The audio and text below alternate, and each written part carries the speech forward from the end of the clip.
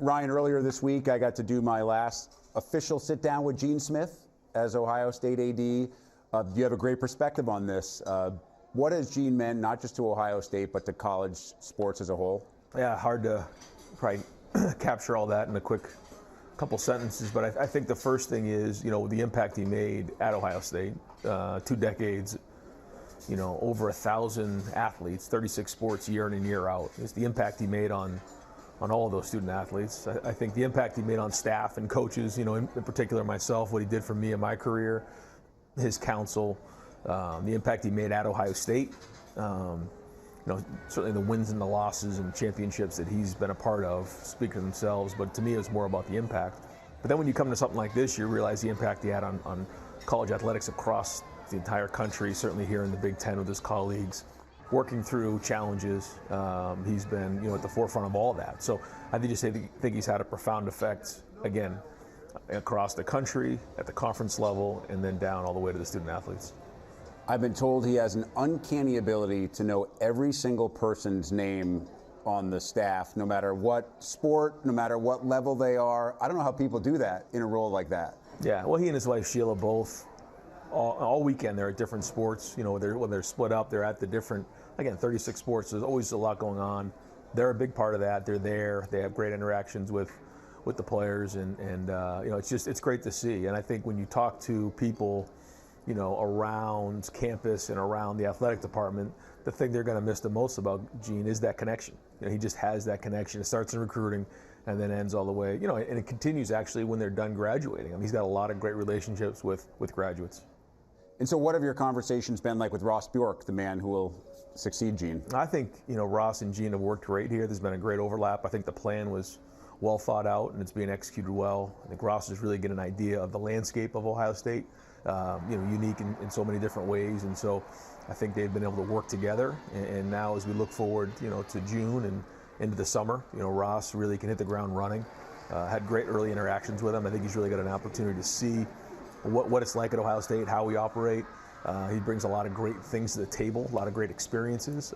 Been impressed with his work ethic, with his ability to connect with people, his overall knowledge for what's going on across the college landscape. We know there's a lot of big challenges coming. But he's off to a great start and looking forward to working with him. Ryan, you've always been open and honest about the 3 goals that your program has at the beginning of every year, and you've been even more upfront and honest about the fact that you've come up short in reaching those goals the last 3 years. How does that manifest itself in off-season preparation, strategy changes, things that you try to alter? Well, listen, we know the standard at Ohio State is always at the highest, and so, we don't shy away from that. We embrace that year in and year out. And I think every year you have to identify the things that you're doing well and enhance them, and the things that aren't going well, you got to get them fixed. And when you're kind of right on the doorstep the last couple of years, and you have to identify, it's not like everything's broken here. We got to get the things that are that are broken fixed, and I think we've done that. I think the first thing you do is you identify making sure you have the right people in place, and that started with a bunch of guys deciding to come back who could have gone to the NFL draft. Then you added that with a few portal guys, a couple of recruits in the recruiting class, and freshmen that came in. Then it was the coaching staff, making decisions to make sure the right people in the right seats. I think we've done that. I think we've had a really good offseason. We had a really good spring. Now we're heading into the summer. Guys are back at it now. Classes have started. So this is a big couple months for us. A big hire with Chip Kelly, which to a lot of people came as a massive surprise because of where he was and where he was going. How does it change what happens for your team, especially obviously offensively? Well, just the whole dynamic of the staff changes because I think it allows me to take a step back. Although there's a lot of things that he and I have in common just because we've known each other for a long time, and so there's a lot of commonality there. He's worked with Justin Fry before, so that's great with the offensive line. But he's been great. I mean, he's excited about working with our guys. You can see right out of the gate he was, making great relationships with our players. I think the guys really enjoyed being around him. He seemed just super energetic around our guys. But it's going to allow, I think, me to take a step back a little bit and see things from a little bit different perspective, which I think is going to be important, especially with all the changes that are going on right now. I think it was important to make that move, and certainly somebody that I trust because I've known Chip my whole life. All of us Northern New England guys now have extra rooting interest in Ohio State. How does the addition of these schools, one of the changes, there's a lot right now, affect the way that your program operates, a program that has always operated on a national scale even before this move? You know, there's certain things that have been the way they are, and they're going to continue to, not change. In terms of, we talk about Ohio State, people come because of the opportunity at Ohio State. That's been going on for over a century. The city of Columbus has got a great vibe to it. It's booming right now. It's an exciting place to be. Our program and the culture going into year 6 here, in terms of, since I've been the head coach, there's a little momentum going with that in terms of the guys in the program. You just see the guys that decided to come back. I think that was important. But also adapting with the times and really tying in the community. But I told a story before, 100 years ago, there was a crazy idea to build a 65,000 seat stadium called the Horseshoe. And they used the money not from the state of Ohio or not from, the school itself, but from the community to raise over $1 million to build the stadium.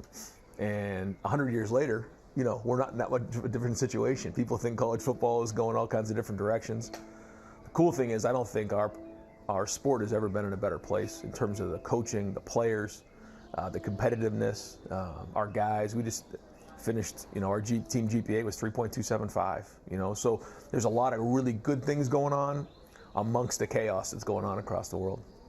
A little different, $1 million to build the shoe. Penn State, I think it was $700 million, the renovation that they did. Just a little. I mean, just times have changed. Just times have changed a little bit. Yeah. And with the NIL, there's litigation going on right now. Obviously, the transfer portal is probably not done evolving either. You talked about the fact that maybe this allows you, with the hiring of Chip, to step back a little and take what I know you've described in the past as a CEO role.